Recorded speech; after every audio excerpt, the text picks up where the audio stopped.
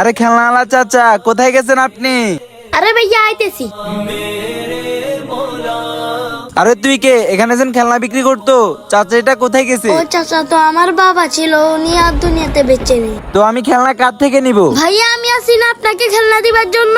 আচ্ছা ছোট, তোর আম্মু কোথায়? ভাইয়া আমার আম্মু বাড়িতে, কিন্তু উনি অনেক অসুস্থ আর আমি টাকা কামিয়ে ওনার চিকিৎসা করাবো। খেলনা এটা কত টাকা? আরে ভাই এটার দাম 200 টাকা। এই 2000 টাকা তুই রেখে দে। আরে ভাই 2000 টাকা তো অনেক বেশি। কোনো সমস্যা নাই ছোট, এটা দিয়ে তোর আম্মু চিকিৎসা করাই। না ভাইয়া আমি টাকা কামিয়ে আমার আম্মুর চিকিৎসা করাবো। আরে ছোট, আসলে তো তুই ভালো মানুষ, বল তোর এসব খেলনা কত টাকা?